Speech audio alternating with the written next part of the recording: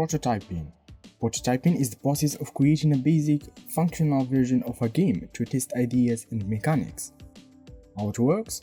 Developers use simplified visuals and temporary assets to focus on gameplay. Feedback from early testing informs whether to produce or adjust the concept. Example: creating a simple 3D platformer to test movement mechanics in cities. What matters? Prototyping helps validate ideas early, saving time and resources by identifying potential issues. Minimal Viable Product (MVP). An MVP is the simpler version of a game that includes only the core features needed for testing and feedback. How it works?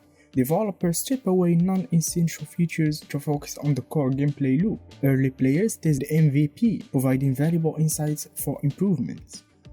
Example: the initial release of Minecraft focused solely on building and survival. What matters? MVPs allow developers to gauge interest and refine the game based on real player feedback. Iterative development. Iterative development involves creating, testing, and improving the game in cycles. How it works? Developers add new features or refine existing ones in each iteration. Feedback from playtesting guides the next cycle. Example: frequent updates and player input shape the development of Hollow Knight. Why it matters? This approach ensures steady progress and allows developers to adapt based on player needs. Assets creation. Assets creation involves designing the visual and audio elements of a game, including characters, environments, and sound effects. How it works? Artists create sprites, models, and textures, while composers craft soundtracks. Tools like Photoshop, Blender, and Audacity helps streamline the process. Example: the hand-drawn art style of Cuphead required meticulous asset creation. What matters? High-quality assets enhance the game's appeal and immerse players in its world. Game engines. Game engines are software frameworks that provide tools for building and running games. How it works? Engine handle physics, rendering, and scripting allow developers to focus on creativity. Popular tools like Unity, Unreal Engine, and Godot offer flexible and scalability. Example: Unity powered the development of Among Us. Why it matters? Game engines simplify complex processes, enabling small teams to create polished games.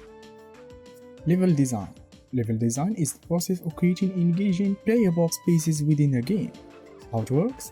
Designers map out environments, balancing aesthetics with gameplay functionality. Iterative testing ensures levels are challenging and fun. Example: the interconnected world of Hollow Knight highlights expert-level design. What matters? Well-designed levels keep players engaged and immersed in the game's world. Narrative design. Narrative design integrates storytelling into gameplay, ensuring the story complements the mechanics. How it works? Developers craft characters, dialogue, and lore to build a cohesive narrative. Interactive elements like choices or environmental storytelling add depth. Example: the branching storytelling in Undertale simplifying strong narrative design. Why it matters?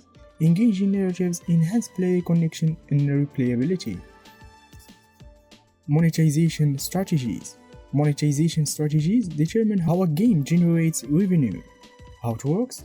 Models include one-time purchases, in-apps purchases, or subscription services. Developers balance profitability with player satisfaction.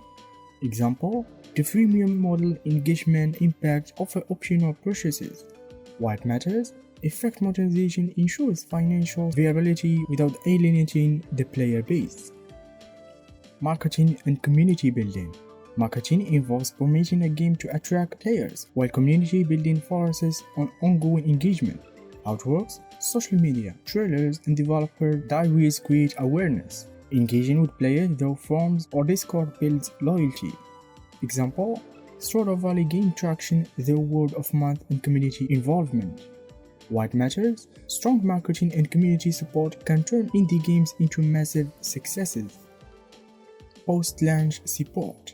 Post-launch support involves updating and maintaining a game after its release. How it works? Developers fix bugs, add content, and address player feedback. DLCs and expansions keep the game fresh and extended its lifespan. Example, ongoing updates to Terraria have kept its community active for years. White Matter's post-launch support ensures long-term success and player satisfaction. Watch this video to discover sandbox games concept you need to know as a game developer.